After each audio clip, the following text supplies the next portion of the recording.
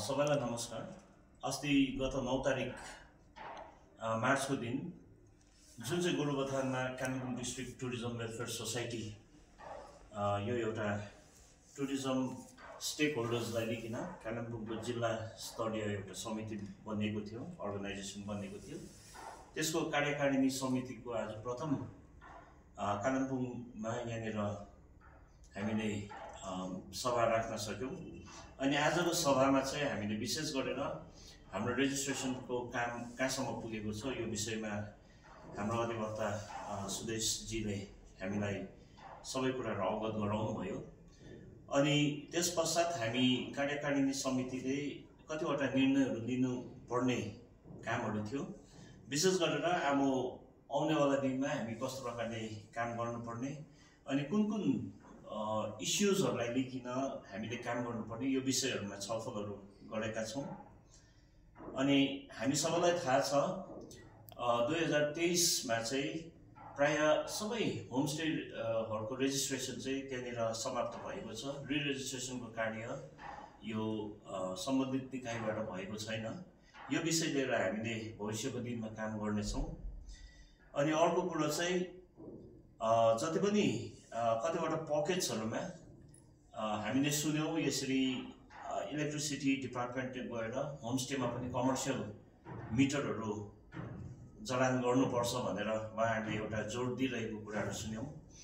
अनि होमस्टेको जब हामीले government of West बेंगलको एउटा रुल्स एन्ड रेगुलेसन्स हेर्छौं भने होमस्टेमा कमर्सियल बिल जडान गर्ने कुनै त्यो खालके त्यहाँ एउटा छुट दिएको छ। कमर्सियल मिटर्सहरू जडान गर्नु पर्दैन भनेर त्यो यसमा देखिएको छ। नि यो विषयहरूमा पनि हामी भविष्यमा गएर सम्बन्धित ठाउँका इलेक्ट्रिसिटी डिपार्टमेन्टका अधिकारी वर्गसँग हामी काम गर्ने यो विषयमा हामीले छलफल गर्यौं।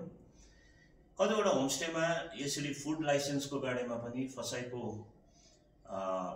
फसाई लाइसेन्सको बारेमा पनि यसरी अधिकारी वर्ग गएर त्यहाँनिर उहाँहरूले कतिपय होमस्टे ओनर्सहरूसँग यो प्रकारको अनुरोध गर्नुभएको छ भनेर पनि हामी सुन्यौं। अनि भविष्यको दिनमा उहाँहरूसँग बसेर यदि यो गर्नुपर्ने हो भने हामी कालिम्पोङ डिस्ट्रिक्ट टुरिज्म वेलफेयर सोसाइटीले यसलाई अलिकति स्ट्रिमलाइन गरिकन हाम्रो होमस्टे ओनर्सहरूले चाहिँ फसाईको लाइसेन्स कस्तो प्रकारले सुविस्तासँग अप्लाई गर्न सक्छ अनि पाउन सक्छ यो विषयमा हामी काम गर्नेछौं। अनि धेरै अघिदेखि चलेर आएको विषयहरू छ। कतिवटा फरेस्ट एरियाजमा, सिन्कोना प्लान्टेसन एरियाजमा, टी स्टेट एरियाजहरूमा हाम्रो होमस्टेजहरू आइनेछ। तर त्यो होमस्टेजहरूले अफिसियल उहाँहरूले एनओसीहरू पाउनु भएको छैन।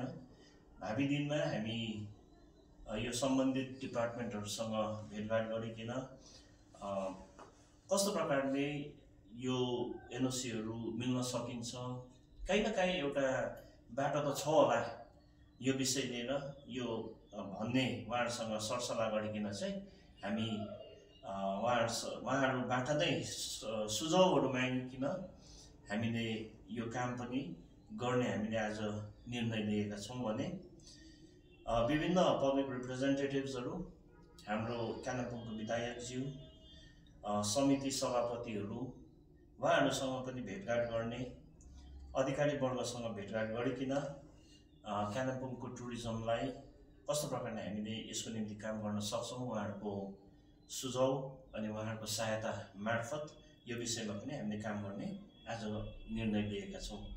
अनि आज हामी कार्यकारिणी समितिका सबै जना यहाँनिर उपस्थित थियौं। अब भावी दिनमा हामी विभिन्न पकेटका कोअर्डिनेटर्सहरूसँग यसरी बस्नेछौं। अनि त्यसपश्चात चाहिँ विभिन्न इलाकाको होमस्टे ओनर्सहरूसँग बसिकन भविष्यको दिनमा स्टेक होल्डर्सहरूलाई सँगसँगै उहाँहरू सँगसँगै हिँडेर उहाँहरूको निम्ति हामी काम गर्ने आज यो समितिको सभाले यो निर्णय पनि लिएको छ। धन्यवाद।